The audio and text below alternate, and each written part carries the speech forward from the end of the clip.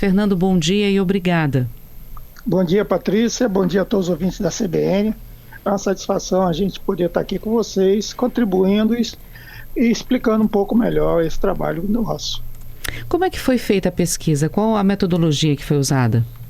A metodologia foi trabalho de campo mesmo, ou seja, dentro do planejamento da operação censitária, todas as áreas consideradas urbanas, elas foram previamente percorridas para exatamente fazer esse levantamento que nós apresentamos, ou seja, as informações de bueiro, de característica de calçadas, capacidade de circulação, se tinha iluminação pública, quer dizer, as ruas, todas as quadras foram percorridas para que a gente pudesse fazer essa avaliação.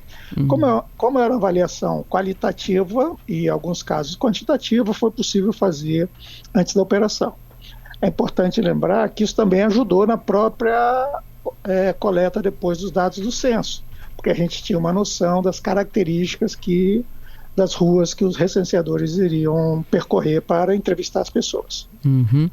Bom, alguns números chamam a atenção, porque a gente sempre fala de rua querendo ou não, tem ruas que são asfaltadas, tem ruas que receberam pelo menos um calçamento, tem ruas que têm árvores, tem ruas que têm iluminação, outras não, mas a gente sente falta nesses últimos anos da acessibilidade que vem ganhando realmente uma atenção especial por parte do brasileiro. Como é que era em 2010 e agora, 12 anos depois, porque por conta da pandemia o censo foi feito em 2022, né? Isso. 12 anos depois, houve uma mudança drástica positiva ou mudou muito pouco para o que a gente precisa, Fernando? Fala desses números para a gente.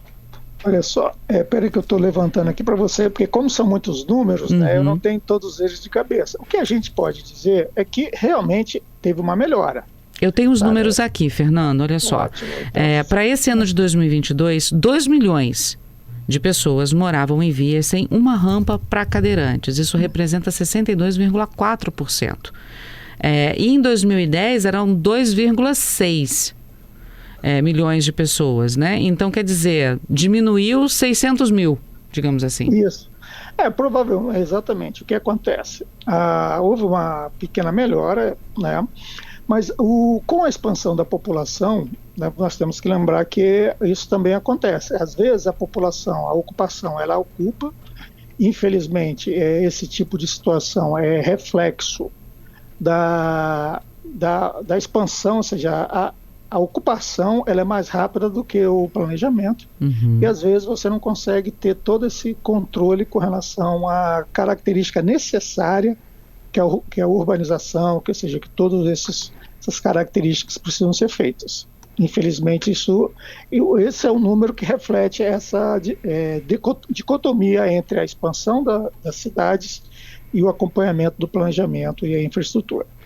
E a questão da acessibilidade não para só no fato de ter uma rampa ou não, né, Fernando? Porque exatamente. A gente até falava no início do programa que tem árvores muitas vezes que as raízes saltam para a calçada e aí vira um ponto que a calçada quebra, a própria raiz, os idosos, as pessoas com mobilidade reduzida tropeçam. Vocês pesquisaram isso também, né?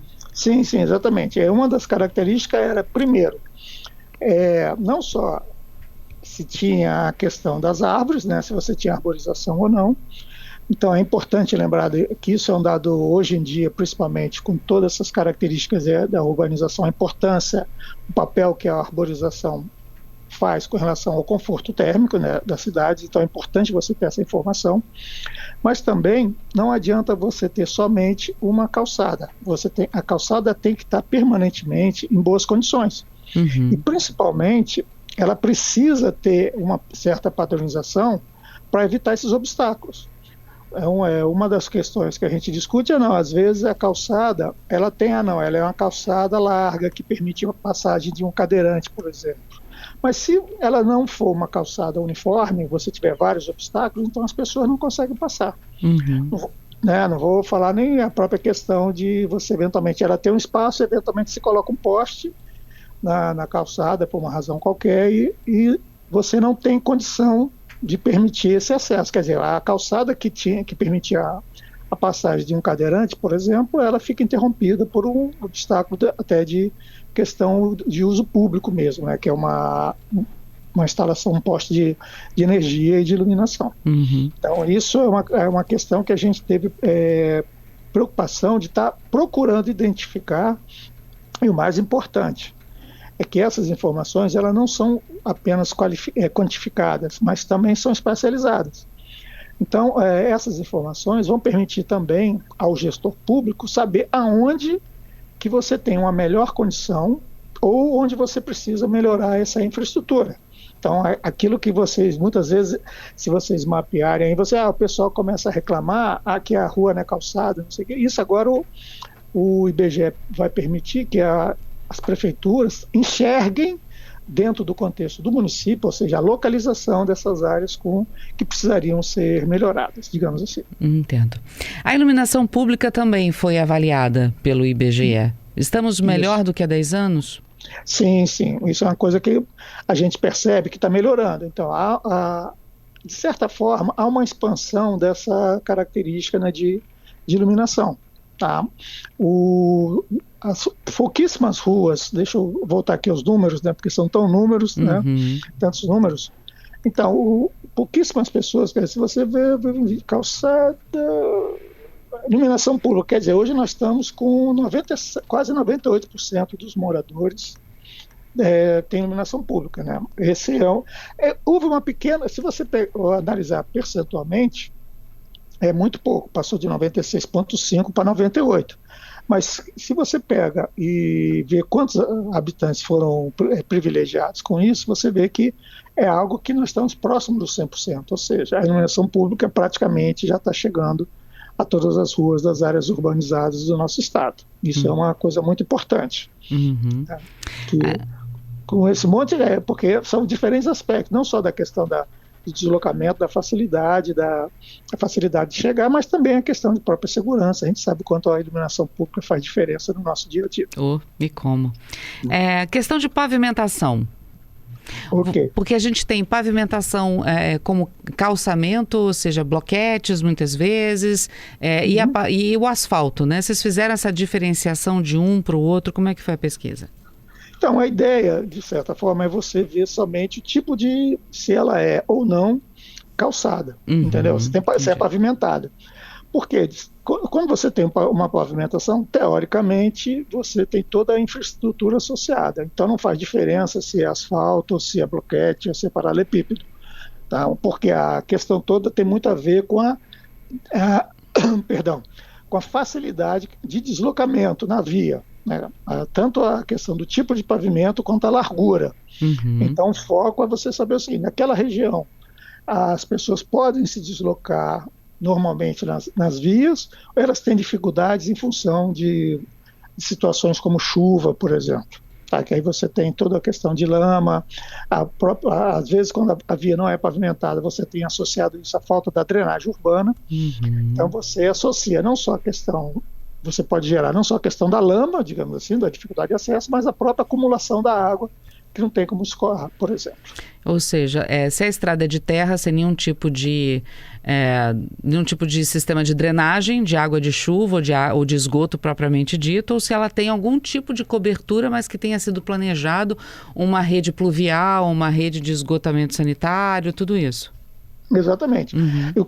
E é feito também a própria avaliação, porque infelizmente, às vezes acontece isso, quer dizer, você faz uma pavimentação, mas não tem drenagem, isso pode acontecer também. Sim. Então, nesse contexto, foi feita essa avaliação, para saber se tinha bueiro ou boca de lobo nas estradas. Aí, isso é uma coisa interessante que eu estava falando, né? Porque quando você compara via pavimentada, nós temos 82%. Mas com bueiro e boca de lobo, só tem 55%. Nossa, que diferença! Exatamente. Então, teoricamente, você começa a criar situações que podem causar alagamento, porque a água não tem como escorrer. É lógico, muitas vezes pode ser que, por conta da própria inclinação da rua, você não tenha, isso acaba indo até uma região que tenha um sistema de drenagem, né? Mas os números dão essa diferença, quando você avalia o tipo de pavimentação e se tem bueiro ou boca de lobo. Tá uma diferença. A arborização, muito vem se falando sobre meio ambiente, tem sido uma preocupação constante do mundo inteiro, né? Que dirá do Brasil, aqui no Espírito Santo também. Melhoramos ou não, temos mais ruas, vias arborizadas, ainda precisamos melhorar muito nesses números. Olha só, o que nós temos? Nós, efetivamente, nós melhoramos, entendeu?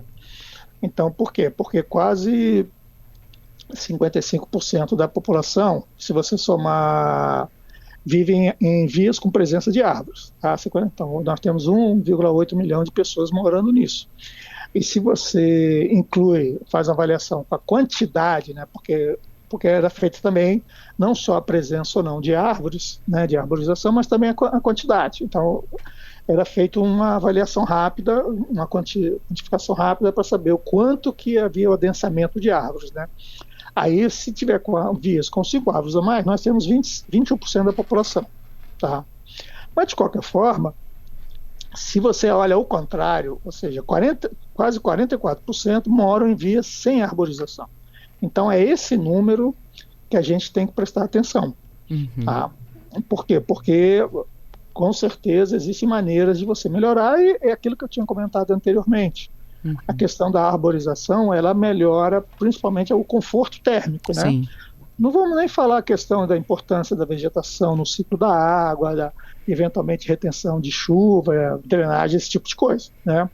Vamos pensar mais na questão, porque a gente está falando muito de áreas urbanizadas, da questão do conforto térmico, né? Quem tem a oportunidade de andar numa rua a sol a pino e na mesma rua você andar embaixo das árvores, você vê a diferença que isso faz para o conforto das pessoas que estão caminhando, né? Isso você não precisa ser nenhum, especialista para perceber isso, né? Perceber essa diferença, o quanto isso é importante para a população. Fernando, pergunta do seu xará aqui, Fernando também. Quando quando o IBGE fala em centro urbano, ele está falando necessariamente da Grande Vitória ou centros urbanos de cidades do interior? Não, isso é do estado todo. São as áreas urbanas do estado todo. Porque esse levantamento foi feito no estado todo, entendeu? Então, nós estamos falando de Serra, Cariacica, mas estamos falando do centro de Irupi, nós estamos falando do centro de Montanha, de Baixo Guandu, de São Mateus, de todos os 78 municípios. Agora, pela densidade demográfica do Espírito Santo, Grande Vitória com certeza tem o maior número de habitantes, então essas diferenças podem ser maiores, né? Com certeza, tá? Com certeza. Isso é algo que a gente vai fazer exatamente por conta disso, porque como você tem uma dinâmica maior aqui na Grande Vitória, e é como a gente estava conversando no início, né? A ocupação ela é muito mais rápida do que o planejamento. Então, às vezes, essa ocupação ela é mais dinâmica ainda na Grande Vitória. Então, consequentemente, esses problemas maiores, se você começar a fazer os recortes, você vai ver que a Grande Vitória apresentaria, digamos assim, as situações mais complicadas. Mas, ao mesmo tempo, por conta da facilidade e tudo, você pode ter também, às vezes, um número maior de áreas com esgoto, com bueiros, na Grande Vitória, por exemplo. Às vezes, se você compara alguns municípios com o interior, por conta da dificuldade, às vezes, que o município tem de implantar políticas dessa natureza. Só para deixar claro aqui para o nosso ouvinte, quando você fala em ocupação, é quando as pessoas ocupam um lugar e não houve um planejamento de uma prefeitura para montar um bairro naquela região. Eles ocupam e aí a prefeitura tem que ir lá para tentar resolver os problemas que aparecem por falta desse não planejamento. Isso, exatamente. Porque, às vezes, a gente tem que lembrar que essa ocupação, às vezes, pode até vir por conta de um loteamento, mas um loteamento que foi aprovado pela prefeitura, mas as pessoas passam a construir e não necessariamente os empreendedores dão a infraestrutura necessária àqueles compromissos que eles deveriam ter junto à prefeitura, entendeu? É só divide a terra, né? Por baixo dela você se vira. É mais ou menos isso, entendeu? Isso às vezes a gente acontece. Ou então como é que faz o caminho, faz acesso até o lote, mas aí depois o calçamento às vezes não acontece, aí a prefeitura precisa ir recuperando esse espaço também. Quer dizer, a gente tem às vezes a responsabilidade não é somente do poder público, mas também da própria iniciativa privada que não consegue cumprir ou que acaba não cumprindo com seus compromissos que deveria fazer, entendeu? Entendi. Pergunta curiosa do Renan aqui.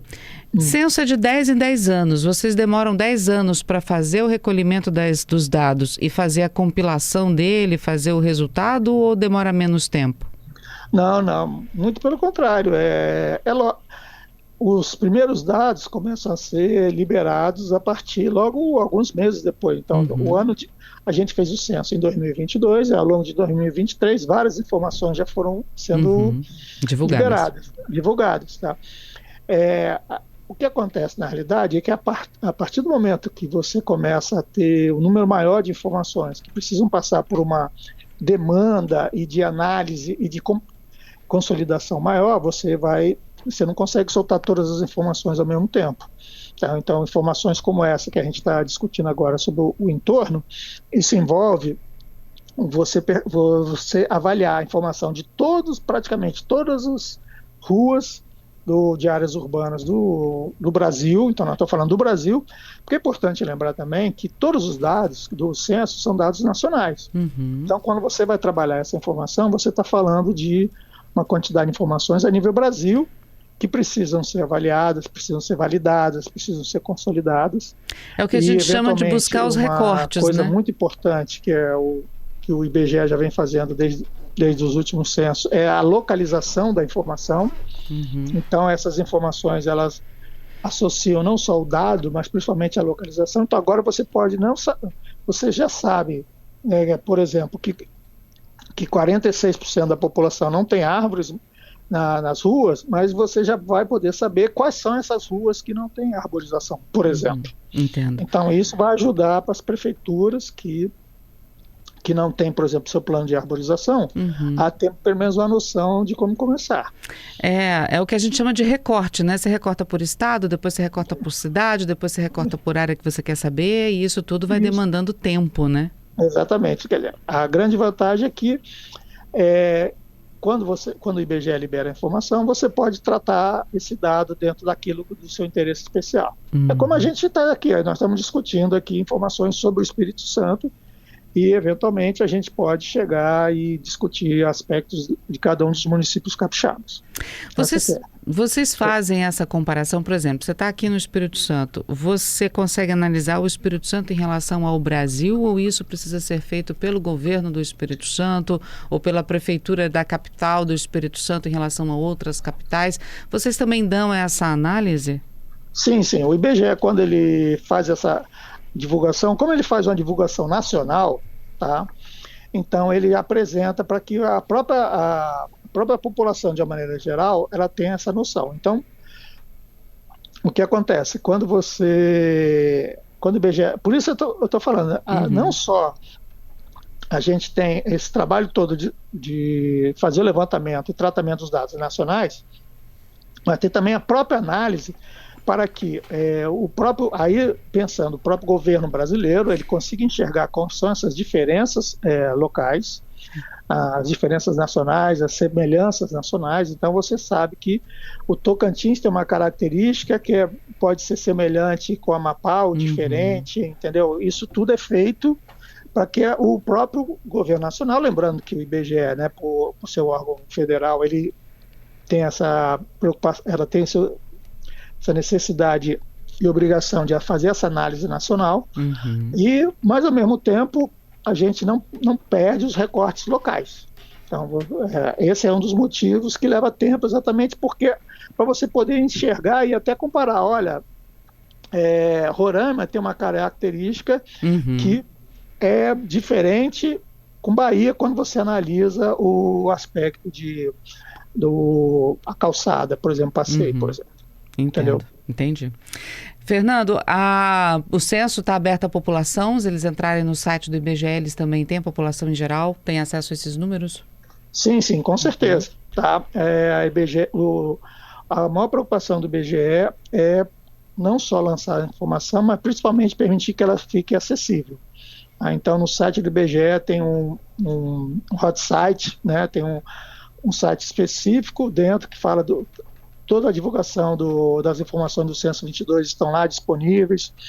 As pessoas podem fazer consultas, podem fazer podem baixar os dados de seu interesse, pode fazer combinações, análises no próprio site ou baixar essas informações para fazer as suas análises.